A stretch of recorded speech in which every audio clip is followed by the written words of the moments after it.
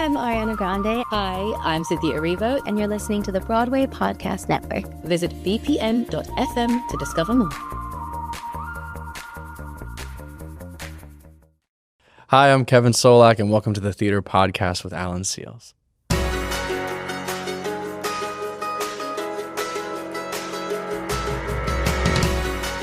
Hey everyone, welcome to the Theater Podcast with Alan Seals. That is me, I'm Alan, and our guest today is Kevin Csolak, who has carved out a career that bridges passion, precision, and pure joy. He's currently playing Tulsa in the revival of Gypsy alongside theater legends like Audra McDonald and Burstein. And he just opens up about what it's like to bring this character to life in this amazing revival. Of course, Tony nominated at this point as I am recording it. No idea if it's going to be Tony winning or not. I'm sure something will hit. We also dive into the differences between doing the film adaptation of West Side Story, directed by Steven Spielberg, of course, and the Broadway revival of West Side Story that opened and closed, actually, I guess, right as COVID hit. But growing up as a child around a bunch of dancers in a dance studio, he, of course, has that incredible background that led him to perform at the Super Bowl with Justin Timberlake, which actually happened the day before starting rehearsals for Mean Girls, the musical. So that story's kind of wild. But being a young dancer in LA, it just shaped his approach to performing now here in Broadway in New York. His conversation's great. Seems like a grounded guy. If you haven't seen Gypsy yet, of course, go see that. Find me online on all the social medias. Leave a rating and a review wherever you are listening or watching this episode. Speaking of watching, you can watch it on Spotify or Patreon. Special thanks to welcometotimesquare.com. We recorded in their studio. Check them out and you too can be a star for a day. And now everybody, please enjoy this episode with Kevin Csolak. Here you go. 1, 2, 3.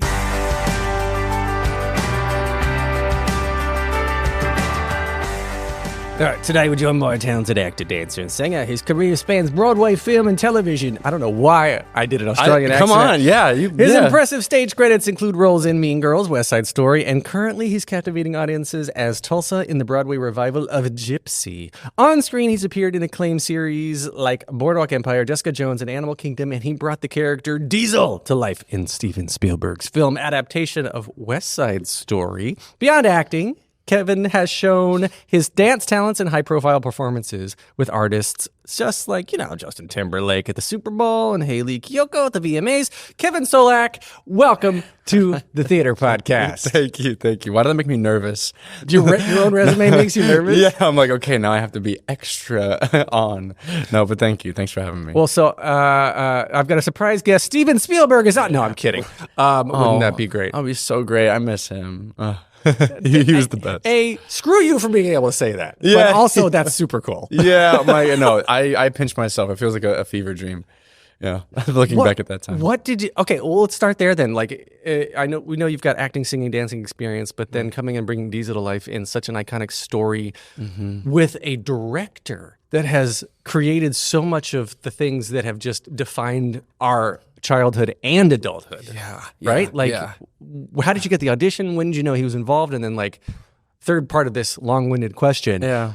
When you got it, how the hell did you celebrate? Oh, I mean, I got the audition actually when we were doing a workshop of the West Side Broadway production, which if anyone has seen it, it was set in 2017, 18. Like, we all were tatted up. It was like, this day and age, we had phones and screens and all.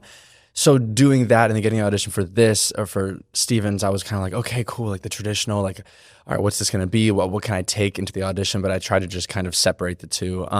But we went through 6 or 7 rounds of auditions. My first audition was a self-tape for Tony, actually. Really? That I sent into Cindy Tolan's office. I haven't found that self-tape, but I don't know if I want to. But it got me a call back to come in for Riff, and then I was auditioning for Riff all the way up through the final callbacks. Yeah, it was like 2 or 3 rounds of just vocal and scene work, and then we had the dance audition, and our first dance cut when we came back, Steven Spielberg was in the room. We were like learning the combo, and he came in. His face was just like lit up. He was so excited to be there. I think it must have been his first or one of his first dance calls that he had to go to. But there was a whole film crew, of course, filming him. We had to sign NDAs, and but he was so fun. He was just smiling from ear to ear the whole time. You could just tell that like we were kind of igniting something. with our movement, and like he was like looking left to right. He had a little camcorder that he was recording us already. It seemed like he was just someone. In an instant, you're just like, right, you are someone who are just so enveloped in this medium of storytelling through the lens. But yeah, and then the last couple calls, the callbacks were just us like doing these like long 8-hour days where we were dancing in the morning and then doing scene work, and then we were doing like, okay, now we're all gonna sing the Jet song, but we're gonna run around the room and jump off of things. Like they wanted to see, I think, we did some improv games. I think Stephen really wanted to see just who we were as artists, but also I think as just like, just little musical theater boys. I just imagine Steven Spielberg being like, all right, circle up, time for zip, zap, zop. All right, let's do this. Right. All right, zip. No, yeah. It wasn't that. I mean, but basically, honestly, those games are for something, Because it definitely, we all were in that room like, okay, where was Steven Spielberg? You just have to go for it. People were like, I remember we were at a dance studio rehearsal space, and there was like ballet bars, and people were like jumping like off of those. And I was like, wow, if those ballet teachers could see what was happening in this room. But it was remarkable, man. And then the last couple auditions were just, it was like 4 of us who were down to riff. They were using the riff material. And, I got to sing the Jet song in front of like, they lined up like the producers and some of the choreographers like in a line so you could sing at them. And that was crazy to do that, to looks at someone right in the eye, and have to do that. And Steven's over their shoulder looking at. And then right after that, I celebrated in the stall of the bathroom at the rehearsal studio. Really? Because I finished, and the one producer looked at Steven and was like, "Well, I believed him," and he went, "Well, he gave me chills," and I was like, "Okay, thanks." They're like, is that it? They're like, "Yeah." I'm like, "Okay, thank you." And I went into a stall and just like freaked out for a second. And then when I found out.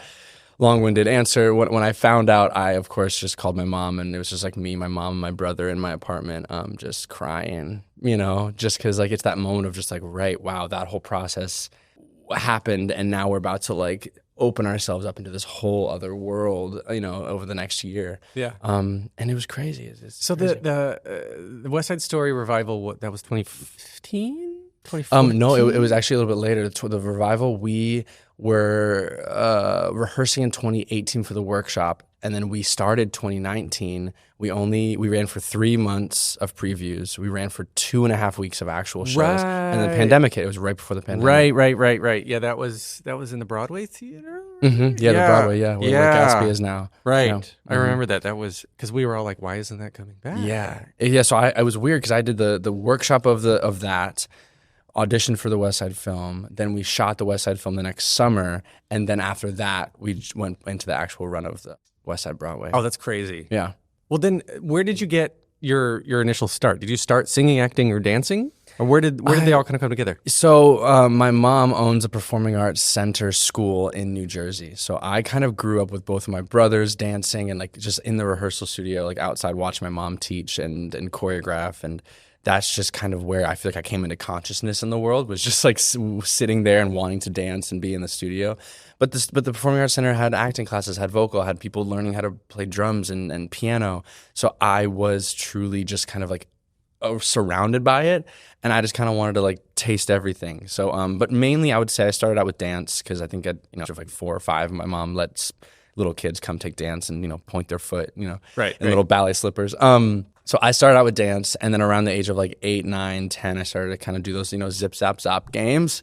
And I started taking some vocal lessons, and then I kind of just, everything was just, I feel like throughout my career, there's been like, when I was younger, there were certain things I focused on more, like dance, and then it was kind of just acting, and then vocal and dance, and then more recently, everything just kind of go to college or, but yeah, so it was my mom's school that really, I just was like, oh, this is exactly what I want to do for the rest of my life. Really, that young? So it was never a question like going through middle school, high school of like, maybe I'll just go get an accounting degree or something else. You always wanted to perform. I always kind of did. It was honestly when I was applying for college, and I was like, okay, we're going to be spending X amount of money.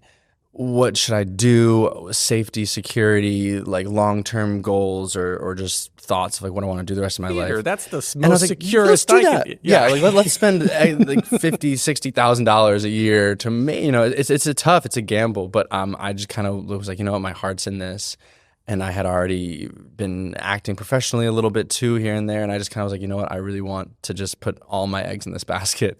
And then coming out of college, so what was the first thing that sort of was a success for you that led you down to where you are now? I mean, well, so college, I only went to a year of college at Pace University musical theater program. I had to take a gap year for scholarship stuff. And long story short, within that summer, I realizing that I couldn't go back to college, I had to take a gap year. I had a mentor of dance in Los Angeles who had like a spare room in his house that was like tiny air mattress, like no dresser, nothing. It was like a spare room for extra cash. And they're like, you can stay there. You take care of our dogs on the weekends because they all were dancers who like flew to different cities every weekend, and you paid utilities. So I was like, all right, let me go try that out because that's cheap. I can get a job and pay for that. And what I thought was going to be 3 months was like 3.5, 4 years in Los Angeles. So I kind of just was like in LA training. That's really where I think I was really hit the ground running as far as my dance training and acting training. And I was auditioning for little TV and film things, but I would say what kind of brought me back to New York and really launched me back into the city was Mean Girls on Broadway. And that was kind of, I would say that Mean was Girls launched so many people's careers. It really did, yeah. And you just came in right at the tail end. As we're recording this, I did back-to-back interviews now with you and Erica Henningsen. Yeah. And so to watch the two of you get, give each other hugs, and I don't know how long it's been since you've seen each other, but she was just saying about how that is such a unicorn of a cast because it feels like summer camp where you just come in. It's not a job. You come in and you're like, this is what I'd love to do. How can I be so lucky? And now everyone seems to be so close and the person that everyone wants to work with again. Like it's this unicorn of a cast that come together and has created content far beyond Mean Girls now that Mean Girls is over. Yeah. Right? No, it really has. I think that was such like a young, like talented cast. I think we all kind of came in fully thinking like summer camp, having fun. But then I think in the moment, a lot of us didn't realize the results that were happening, or kind of like the spread of our performances that were really connecting people. Yeah, but it's so great to see Erica. I haven't seen her I saw her a few months ago. We always run into each other. Well, I mean, the theater community, we all know it's so small, but also so vast and reaches some. You always meet someone. You're like, oh, these 80 people that I know or ever. Right. Yeah. Right. It's Facebook suggestion. You have 162 mutual friends. Like, really? But I've never heard of you. Yeah. Right. Yeah. But we have the same common interest. Same comments, everything. We love to do jazz hands. The TV and film side is one thing. Theater is one thing. Commercial industrial dancing is a whole separate medium. So talk about how you got involved with like dancing with Justin Timberlake at the Super Bowl. Like that's no small thing. No, it was one of my when I moved to LA after Pace, my mentor of dance, he was a dancer for Justin Timberlake before, and he kind of was out there training and teaching. So I was LA, like a lot of LA, or even New York too. I mean, it's everywhere now. But it's a lot of just taking class and being very rigorous about trying to get in front of those choreographers who are teaching class every so often. And I feel like it was maybe even a little easier back then than it is today because a lot of stuff is direct booked, people just knowing people. But for me, I just like when I was in LA, when I got there, I realized I needed to take class a lot and train and get in front of these people, have them see me and see my personality because a lot of classes out there, I feel like are auditions. And it was kind of before people were filming a lot. People starting to film a lot. But yeah, no, when I was out there, I got a job at Millennium, the dance complex, which is the big red background room that if you see the dance videos. So I studied so I can get free classes. So I was just taking climb, and I think I was taking class every day as much as I could, as much as my body could take. But I really was honing in on kind of the style of Marty Kudelka and Ivan. And people that they were around, as well as diversifying my classes that I was taking. But it was really just a slow pace of getting to know them, being someone who's in their class a lot, and really working hard. And it really was, funny enough, the story is that found out that I booked Mean Girls because I happened to be in New York when Casey Nicholaw was like, hey, I want you to come in for Mean Girls to audition, and I was like, okay, great. Well, how did he know you? I knew him because I did a workshop of the prom. I did one of the first workshops of the prom. Wow, talk about like things that took a while to get to Broadway. Yes, I did one of the first ones when I was at Pace, and then he knew that I was moving to LA. So then I got a call from him, And I was in my apartment in LA, and I was like, he's like, you want to come back and audition for this? I was like, yeah. If you're, whatever you want. Can you imagine if I was like, I'm okay. I'm okay. I'm good, actually. Casey Nicola. But so I was just kind of like, yeah. So I came back. I did that, but I had to go back to LA. When I found out that I booked it in LA, I was like, okay, well, all this training and pushing towards kind of dancing with Justin in some capacity, I think is going to have to be put on kind of a side burner. And I was like, that's okay. That's okay. At some point, hopefully in my life, I'll get to work with him in some capacity. And I think it was about 2 months before I was leaving LA, I was packing up my apartment when I got a call from the choreographer, Marty Kudelka, saying, we want to book you on the Super Bowl. And I was like, no. What am I supposed to do? And the dates worked out that the Super Bowl was on like February 6th and February 7th. Literally the next day was our first rehearsal for Mean Girls. Oh, on wow. Broadway. So I because they were two separate worlds and they didn't really, I feel like if it was like, maybe another Broadway contract, they might have been like, you need to pick one. But because I just kind of like didn't tell either of them about the other until I figured out that I could do it. I just said yes. And then I was like, and I figured out there was like a couple, it was like 1 or 2 red-eye flights from Minnesota to New York. So I did the Super Bowl, went to the hotel, got my bags, went right onto and I got in at like 5 a.m. or 6 a.m., dropped my bags off at my friend Teddy's apartment in Queens. Like I was staying on his couch. And then I went to 10 a.m. rehearsal with Casey. And at that point, once I figured out it could happen, he knew and they knew that I was doing that.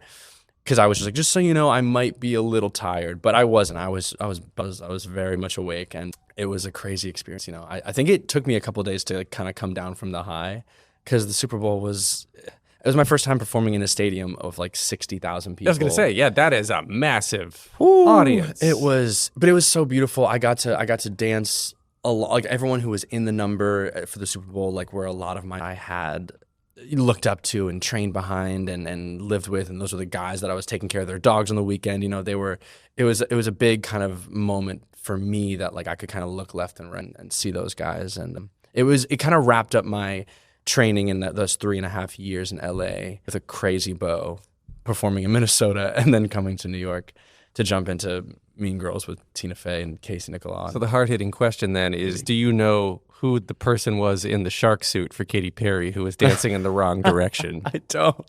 I wish I did. I honestly, through all of my like commercial dance friends, I probably could figure it out, and I should. You should, because a lot of the dancers are they work for multiple artists, so I'm sure someone knows. Like, damn it, Steve! He's always starting on his left instead of his right. Yeah.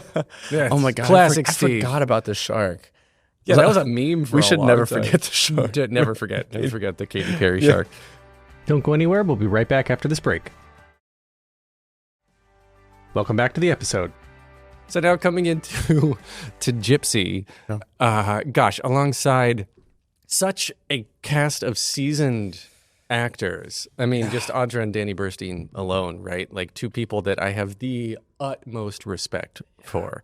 Yeah. Even comparing that to the cast of Mean Girls, you said was young and just kind of fresh, right? Mm-hmm. Like coming back into a show that's not only part of so many people's theater canon, but now has these two icons that have just won almost every Tony that's ever been given out. Yeah. Right? Like, talk us through that process.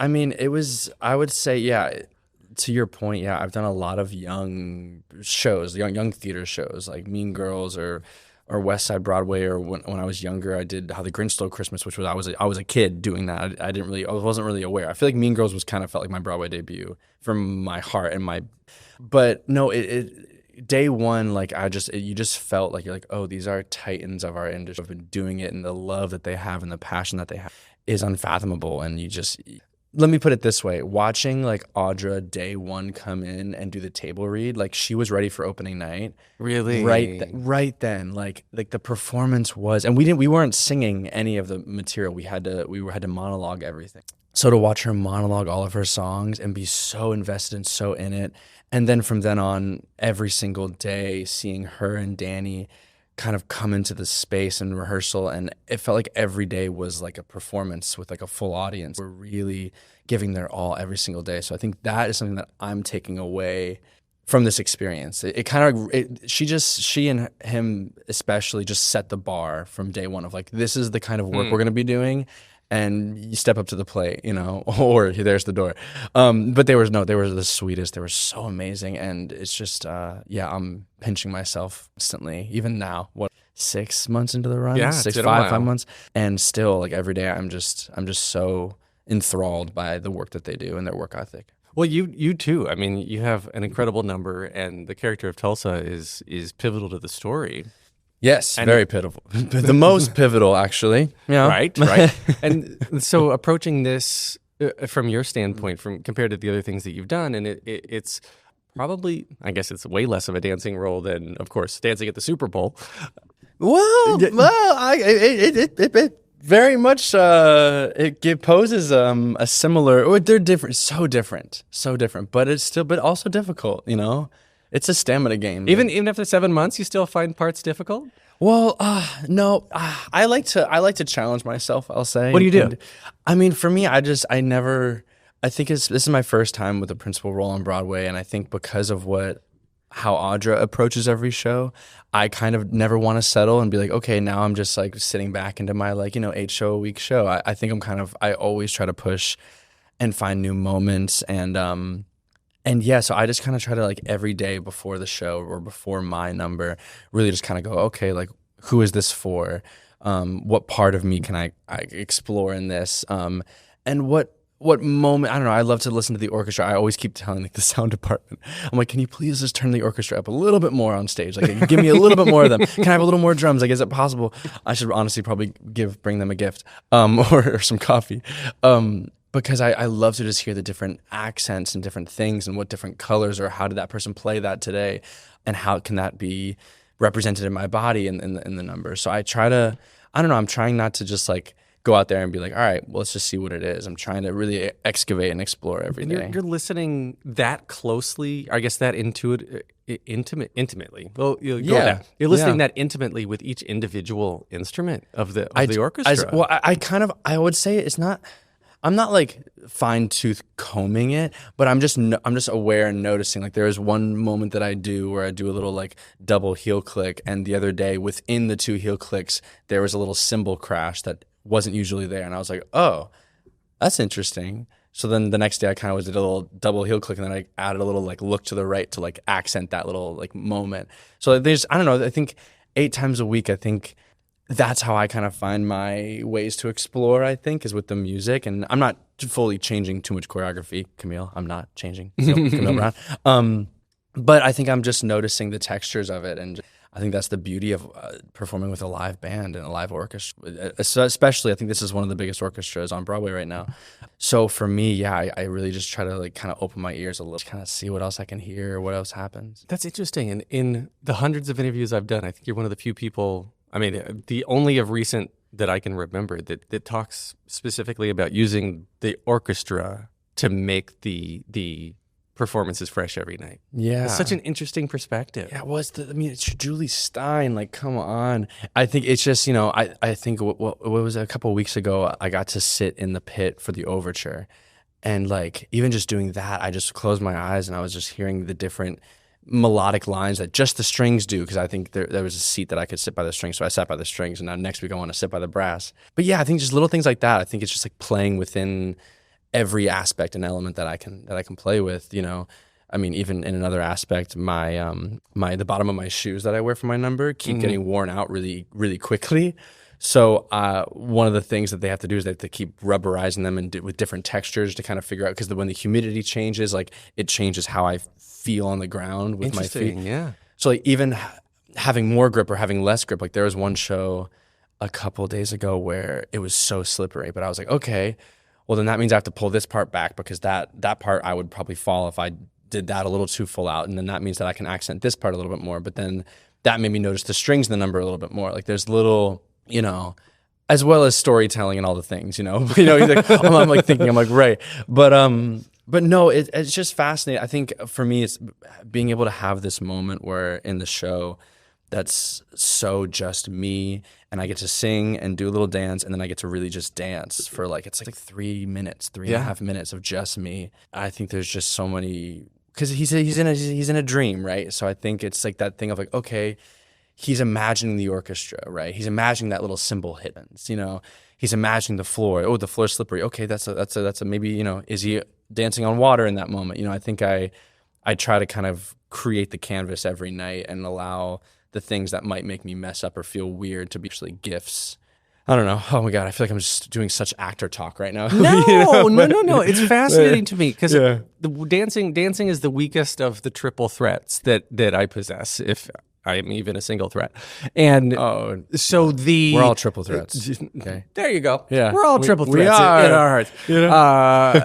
So to think about how the music colors what you're doing in your mind to then add to your performance. I think it's this extra layer that I hadn't considered before. And I think it probably comes from like being such a kid in your mom's dance studio. Yeah. Where you're just hearing, you're seeing dancing and movement, and it's all about connecting with the music. Oh my God. Yeah. Right? Yeah. I feel like that's what like really when someone is, not speaking of myself, but when I've seen like Colton Krause and like these other performers, one of my best friends, Jacob Guzman, and like other people or these dancers, let me shout out Curtis Holland. But you see Christine Shepherd, oh my God, they're all coming to my brain now. But like when you see how they manipulate the sound, like when you watch a dancer and they make you hear all the little tiny things in the music, it's those kind of things that I want to try to do. And I think that's what makes I think like dance and then like artistry when you really are crafting, I think it makes it remarkable. And I think that's what makes dance such a important storyteller. Do you play an instrument? Any instruments? I can kind of play the drums. My dad's a drummer, so I grew up with like drum sets in my basement. So I can't read music, but I can mess around. I used to play the saxophone in school. That was my like middle school, and then I can play the piano a little bit more, and guitar I can do. No, it's just interesting because you said that now in the overture you get to sit down and you want to move around, and I know I was seeing like do you play violin? Is that why you want to sit there next to them? Or is it just being immersed in that sound? It's just being immersed in the sound, man. Like I can't wait. The album comes out on the night of the 24th at midnight. Everyone's got to go listen. Because I think like what Andy Einhorn and it's just giving like, it feels like you're listening to like a classic Broadway album for the first time. I think like a lot of the times I always say that about like music that I love, like the Bee Gees, Earth, Wind and Fire, like Michael or anyone, Prince, and I'm like, I really wish I could listen to like 1999 by Prince, like just for the first time, and I think that's what this album I think is gonna feel like. It's like hearing these songs kind of for the first time. Did you see the Laura Benanti production the last time Gypsy was with Patty and Laura? I've seen the bootlegs and then the videos online. I haven't gotten a chance to actually. I have never seen a production. I've never seen a production of Gypsy. Really? In a seat. Yes. So you got to call out and see your. I know. I got to be like, I'm gonna wear a hat. yeah. It's in the bag. I know. I really want to. But I'm always peeking out the curtain to watch like any number that I can. Well, I was asking because I feel like the message is consistent and sort of timeless. Like parents want the best for their kids, and the kids are going to grow up and do their own thing. And no matter what the parents try to do, the kids are always going to grow up. Yeah. And so that sort of thing is timeless. But I wonder, like the Gypsy of today, the Audra Gypsy. What a friend of mine told me the other day. She was like, my friend texted me and said, what's Audra Gypsy? Is that a new show? It is. It is. You got it. It is. It definitely is. Audra Gypsy. So you're Audra Gypsy. Yeah. The feedback you're getting as a principal of this version with Audra, because like Patty has left behind a legacy, period, but especially in Gypsy and now being taken over by an equally elevated, if we want to, diva in a good way. I use the term diva in a good way. Yeah. Of course. You know what I mean? Like how has that been for you observing the audiences observe the show?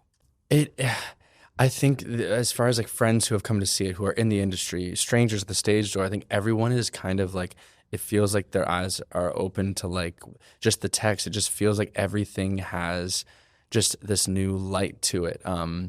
People who knew the show or people who had no idea. There's a lot of people who've come to see the show, even in the industry, who are some of my friends who are like, I actually didn't know the show at all. Mm-hmm. So I think that's why this show gets brought back every like 10 years with like a new titan of the industry taking the helm. It's like the King Lear for women on Broadway. But the reaction truly has just been that, like, I think what George C. Wolfe has done, and I think he's like added this extra layer with every character, and also all of the female leads being women of color. Like it adds a whole new perspective of like what a woman of color who's trying to get her daughters famous in like the late 1920s around the United States and in this country. Like, what does that? It just adds an extra element when she's singing Rose's turn. When is it going to be my turn? Don't I get a dream for myself? Like all of these aspects. I think because of that and because of what Audra was doing day one, it just feels like, like this text has this brightness to it, and darkness that I think made us all kind of look at each character and go, okay, well, how we can honor what has been done before, but how do we also put that on the shelf and go, okay, that was great. Now, what is this for me? One of those things for Tulsa is me and the director were talking is like, well, what if he's actually not like a confident guy? He's only confident when he really is dancing, but he's actually kind of a little bit awkward, and maybe him and Louise can kind of connect in that way. And that was a beautiful thing that we both kind of went, he's always been this like presented guy. Like, let me do this. I'm going to show you do that. But what if he's this guy who's kind of like a little bit awkward? And then I think really me and Joy Woods have found really beautiful that it's like, I think a lot of people come across my role after talking about it, and they're like, wait, we really thought you were going to go with Louise. I thought you and Louise were really going to be like, you guys are so good for each other. They'd be mad at me. Like, why did you run away with June? And I'm like, we got to ask Arthur Lawrence that. Right. Yeah. Like, that wasn't my decision. It was not my decision. But yeah, I guess to wrap up all that, it's just, I think it's been a really beautiful thing being like, okay, we know this show. Everyone's going to know it coming into it, but how do we really make everyone kind of go, okay, wow, this feels different. So 15 years from now, the show's still running. You're still in it. You've been these knees are still in it. Okay, you're doing Danny Burstein's left, and you're doing the Danny Burstein role now, right? Like, because you're going to age out of Tulsa and age into that. So who now would you say 15 years from now is going to age into a perfect rose? A perfect rose? Oh my God, 15 years from now, like is Patty Murin? Maybe even Joy. Joy could really be doing Mama Rose. I mean, this woman would still look the same, but she would be an amazing Mama Rose. It's Celia Pfeiffer. She's gonna be so mad at me. She's gonna be so mad at me at that. She's like, you think in 15 years I'm ready to, baby, you'd be amazing. Celia, you'd be amazing at Mama Rose. You would crush the material, and you would still look the same as you do today. Yeah, there are some powerhouse belt. Ooh, Bonnie Milligan. Bonnie Milligan would sing. Right? Joy would sing that down too. Jordan Tyson too. Oh my God. Jordan Tyson, I feel like she contains multitudes. And I feel like she's in like 40 minutes of this show, but everyone walks away really talking about Jordan Tyson. I have to tip my hat to her. So I think she could really go somewhere with Mama Rose. I'm excited to see Jasmine Amy Rogers beyond Boop. Yes.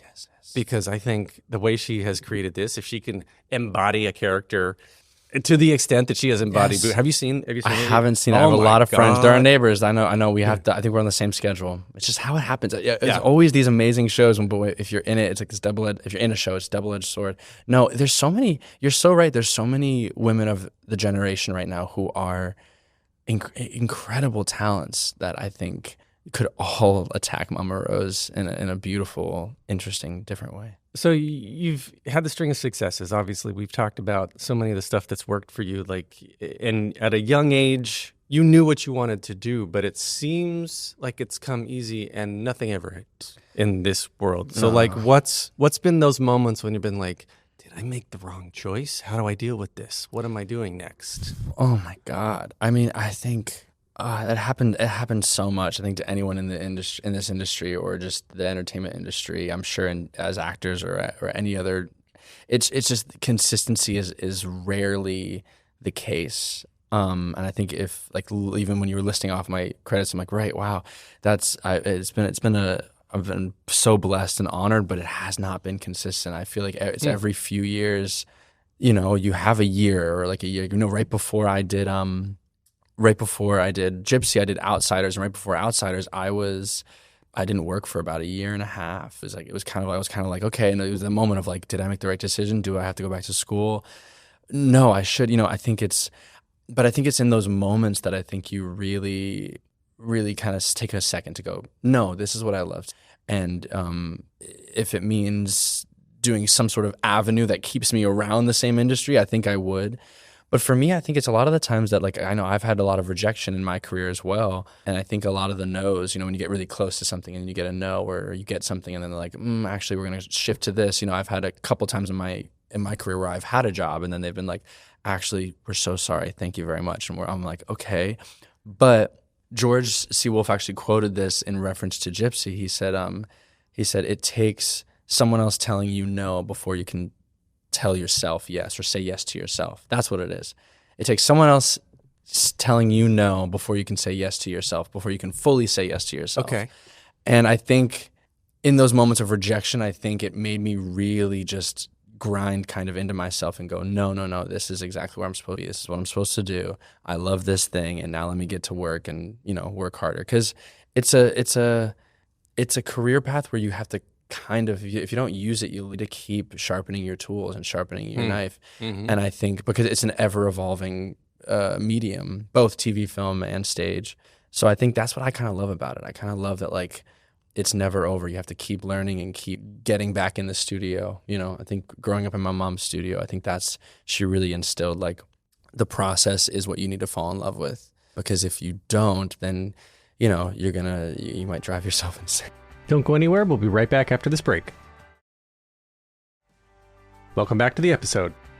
Oh, yeah, rejection is your friend, and you learn and blah, blah, like, but to put that in practice is so difficult. I think she just did such a great job, I think, in like the small ways and big ways in instilling that, whether it was when I was in high school and, I had an audition, but I wanted to go to the friend's birthday party or things like that. I think she really took those moments to be like, okay, let's slow down and really talk about this. What is it? But it also was, in the ways of making in the dance studio and the rehearsal studio, working hard and then the success and like feeling that kind of the fruits of your labor. Really, I think like celebrating that.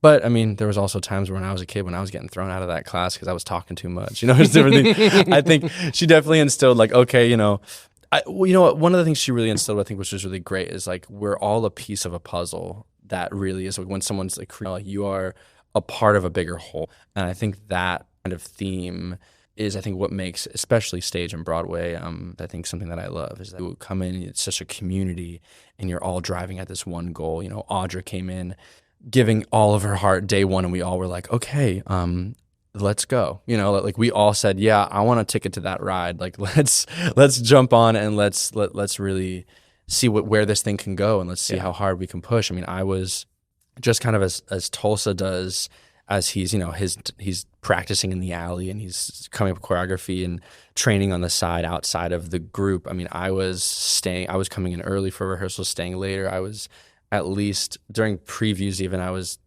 twice a week. I think I was getting a studio outside at like Ripley, Greer, or Pearl to like practice my number and really train.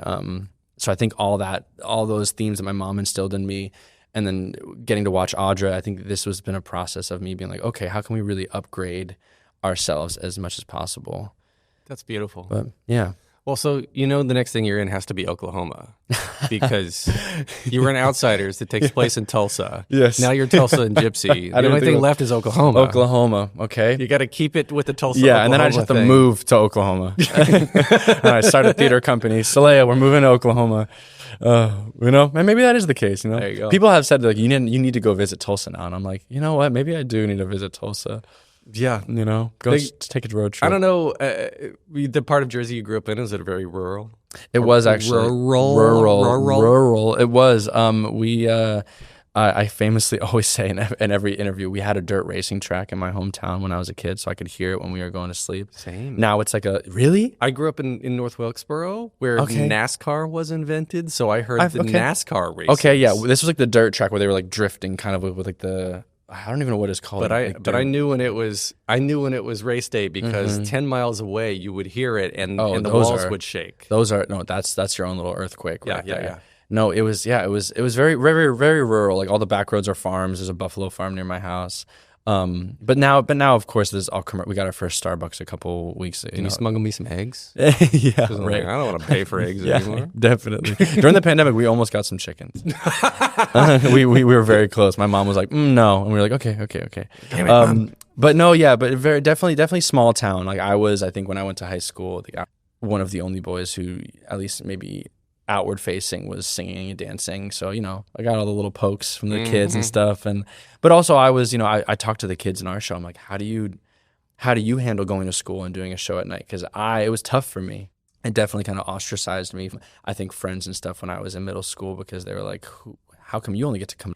Who do you think you are? But seeing these kids in our show and seeing them be like professionals just coming in and doing their show and doing their schoolwork, I asked them, like, is it hard? They're like, no, I'm tired, but it's good for you. It was tough for me. I mean, a lot of the stuff in high school, no offense to high school, is it's prerequisite. It's foundational, and then you get to college and you figure out what you really want to do, and then you focus on that, and even that, like, you got to take biology to get a biology credit. Like, you're not going to use that on stage? Yeah, I mean, you never know. I don't know, maybe. Yeah, you never know. You never know. There's always something, but I definitely prerequisite. Prerequisites. Rural and prerequisites. I don't know how to say in words. But a lot of those, man. Yeah, a lot of those in the back of the classes. Honors bio, I remember in high school at 9. No, it was like 7:30 in the morning. Just like, I want to be dancing. At 7:30 in the morning. Yeah, right? I would. Yeah, maybe not singing, but dancing. All right. It is time now for Plot in 60 Seconds. Oh, no.